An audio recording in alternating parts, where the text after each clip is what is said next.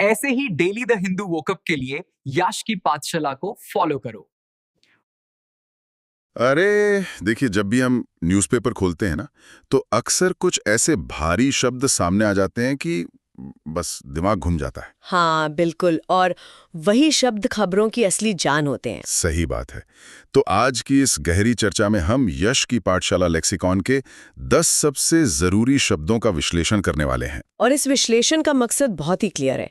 हम यहाँ सिर्फ इन शब्दों के इजी इंग्लिश मीनिंग नहीं बताने वाले हैं, एकदम नहीं। बल्कि हम देखेंगे कि इन शब्दों के जरिए किसी भी समाज में जो टकराव या कॉन्फ्लिक्ट शुरू होता है और फिर उसको कैसे सुलझाया जाता है, उसकी पूरी कहानी समझेंगे। मतलब आज का ये जो डीप डाइव है ना, उसके बाद खबरों को देखने का आप लोगों का नजरिया बिल्कुल बदल जाएगा। देखिए, बात ऐसी है कि ये 10 शब्द न सिर्फ ग्रामर का हिस्सा है, बल्कि ये दुनिया में चल रही राजनीति और सामाजिक हालात का एकदम साफ आईना है। तो चलिए शुरू करते हैं। हमारी कहानी शुरू होती है विचारों के सख्त होने से।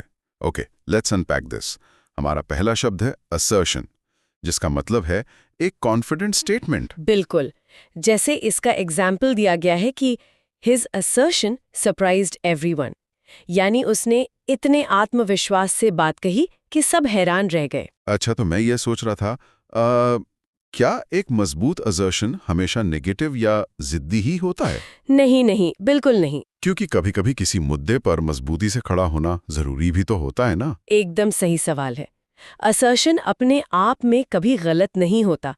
इनफैक्ट एक अच्छे डेमोक्रेसी के लिए असर्शन होना बहुत जरूरी है। अच्छा। लेकिन प्रॉब्लम तब शुरू होती है जब इस असर्शन में से लचीलापन या फ्लेक्सिबिलिटी बिल्कुल खत्म हो जाती है। ओह, मतलब लोग दूसरों की सुनना ही बंद कर देते हैं। एग्जैक्टली। जब आपकी बात इतनी रिजिड हो जाए कि आप समझौता करने को तैयार ही ना हो, तब हम आते हैं अपने दूसरे शब्द पे, अनकॉम्प्रोमाइजिंग। जिसका अर्थ है बिल्कुल कॉम्प्रोमाइज न करने वाला। हाँ, जैसे ही टुक एन अनकॉम्प्रोमाइजिंग स्टैंड। समझ गया।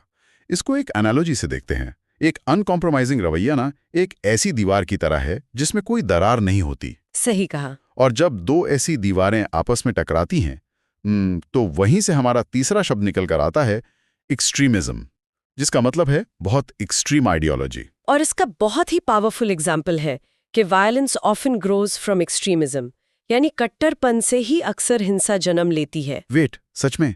मतलब ये पूरी एक चेन रिएक्शन है? बिल्कुल एक चेन रिएक्शन है। एक आम सा विचार पहले थोड़ा सख्त होता है, फिर अनकॉम्प्रोमाइजिंग बनता है और अंत में एक्सट्रीमिज्म का रूप ले लेता है। बाप रे, अब ये तो बात हुई लोगों के माइंडसेट की। लेकिन जब हालात इतने बिगड़ जाते हैं तो सरकारें भी तो कुछ करती होंगी। हाँ, और यहीं से कहानी में एक नया और खतरनाक मोड़ आता है। जब भी ऐसी बगावत या कट्टरपन दिखता है तो सरकारें अक्सर एक खास तरीका अपनाती हैं, जिसे हमारा सोर्स मिलिट्रिस्ट कहता है। सही पकड़ा। मिलिट्रिस्ट पॉलिसी यानी मिलिट्री पावर पर ज्यादा फोकस करने वाली पॉलिसी। जैसे कि the government adopted a militarist approach. एकदम सही। सरकार बातचीत करने के बजाय ताकत का इस्तेमाल ज्यादा करने लगती है। लेकिन एक सेकंड, मैं यहाँ थोड़ा डेविल्स एडवोकेट बनना चाहूंगा। हाँ हाँ, बताइए। क्या किसी देश की सुरक्षा के लिए कभी-कभी मिलिटरिस्ट अप्रोच जरूरी नहीं होता? मेरा मतलब है, डंडा तो चलाना पड़ेगा ना कभी तो। देखिए, शक्ति का प्रदर्शन और एक सही पॉलिसी के बीच ना एक बहुत ही पतली लकीर होती है। अच्छा, जब मिलिटरिस्ट अप्रोच हद से ज्यादा बढ़ जाता है और बैड पॉलिसीज बन जाती हैं, तो सिस्टम एक बहुत बड़ी गलती कर बैठता है। और वो गलती क्या है? वो हमारा अगला शब्द है, एलियनेट, जिसका मतलब है किसी को अलग या अपसेट फील कराना, जैसे कि bad policies can alienate local people.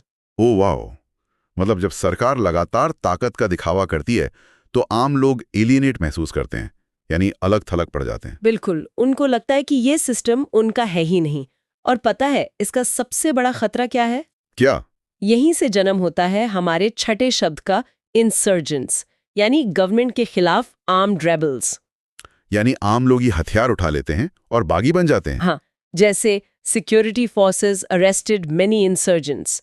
ये किसी भी समाज या सिस्टम का सबसे बड़ा फेलियर दर्शाता है। तो एक तरह से अगर देखा जाए तो कट्टरपन, फिर मिलिट्री एक्शन, फिर लोगों का एलिमिनेट होना और आखिर में इंसर्जेंट्स बन जाना, ये तो एक पूरा विशेष साइकिल हो गया। सही कहा, ये एक चक्रव्यूह है और इस चक्रव्यूह को तोड़ना सबसे मुश्किल काम होता है। तो इसको तोड़ा कैसे जाए? ये साइकिल कहीं तो रुकनी चाहिए।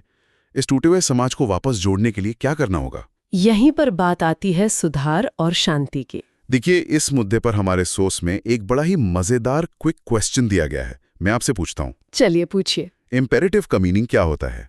आपके ऑप्शंस हैं ए वेरी इंपॉर्टेंट या फिर बी डेंजरस।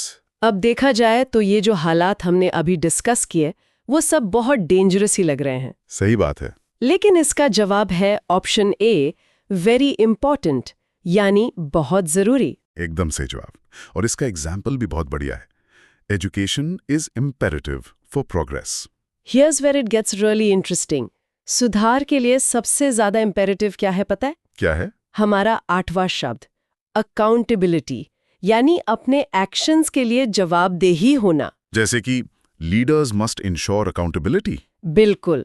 जब तक नेता और सिस्टम अपनी गलतियों की जिम्मेदारी नहीं लेते, तब तक पुरानी बातों को भुलाकर शांति कायम करना नामुमकिन होता है। मतलब बिना अकाउंटेबिलिटी के आगे बढ़ना सिर्फ अपने आप को धोखा देना है। सही पकड़ा आपने।